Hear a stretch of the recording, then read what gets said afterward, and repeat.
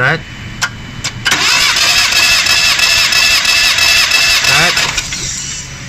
Start pula, stop. Start. Oh. Nombor 14 ni. Sekali start. Oh. Melopok. Inilah. Start. Oh. Number 1 compression loose. Okey. So, nombor 1 compression chamber ada masalah. Nanti kita check lagi.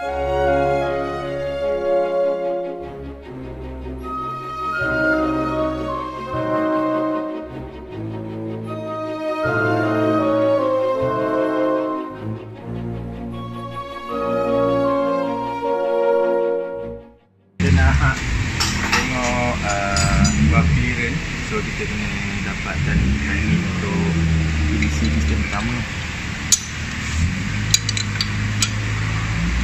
So kalau throttle ni senang je. TDC piston pertama adalah dekat marking yang top sini ya. Jumpa marking je. So dia akan ada dekat TDC lah.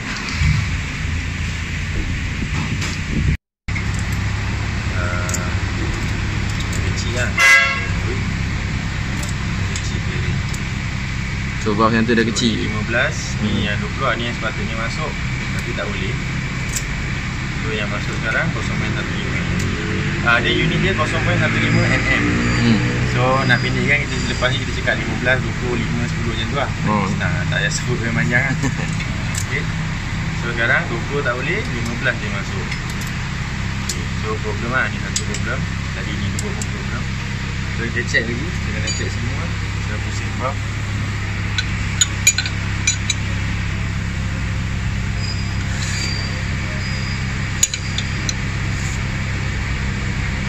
So kena buat benda ni ikut firing order lah. Firing order 1, 3, 4, 2. Okay, macam ni dah terlebih pusing lah. Sebab patutnya lepas 1, 3, 4. Tapi kalau tengok sekarang 4 dah tertekan lah. So tak apa, kita pusing je sampailah dua-dua valve tu dia dah tak tertekan. Okay, kalau ni kalau saya patah balik, kalau tengok sekarang valve exhaust tengah tertekan. Lepas tu base je tiba-tiba valve intake pula tekan. Ok, ni bukan dalam keadaan TDC. Ni adalah dalam keadaan overlap. Overlap ni adalah di mana exhaust stroke nak masuk ke intake stroke. Ok, jangan adjust stepad kat time ni Kalau tengok memang betul dia naik. Ok, memang betul dia naik kalau tengok betul. Ok, tapi dalam keadaan valve tertekan, so salah. Jangan adjust time ni. Ni adalah overlap. So kita kena cari sewaktu dia top dead center. Top dead center time ignition stroke lah, ataupun power stroke. Ok, macam ni. Ok,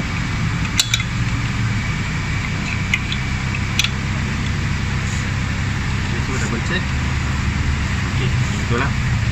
So valve dah tak tertekan. So kita check balik.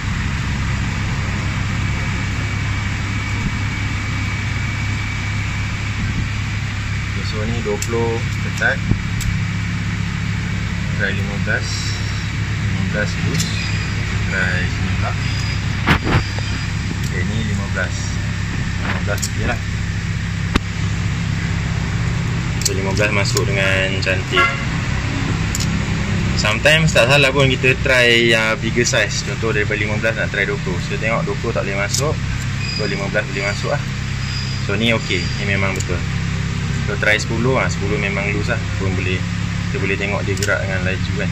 Kalau ni dia ketat sikit. So ni ok intake, tapi yang masalah exhaust juga. So nanti kena buat lah. So repeat lagi untuk number 2. Tepet tu berapa bang? Kalau ikut konsep manual untuk pagi 1.3 15, 20 0.15, 0.20. Kita kena double check lah. Kadang-kadang dia longgar, kadang-kadang dia rapat. So biasanya kalau masalah loss compression mungkin dia rapat. So kita kena check berapa clearance yang sebenarnya pada QT. Kita akan adjust longgarkan dulu. Buka test dulu, dia test pun. Lepas tu pakai screwdriver yang elok lah. So sebab kita nak adjust dia sampai boleh kita rasa dia punya clearance tu ngam-ngam je. Lagi satu tips, jangan lupa adjust buat clearance ni ataupun tapered clearance mestilah sewaktu enjin dah dipanaskan. Macam ni sedap lah, panas, boleh pegang. Okey lah.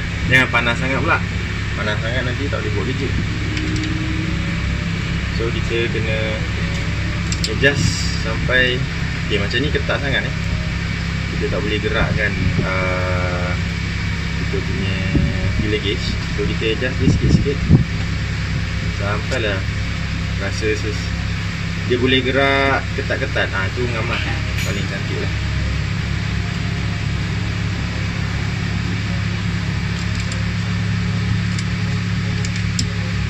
Okay.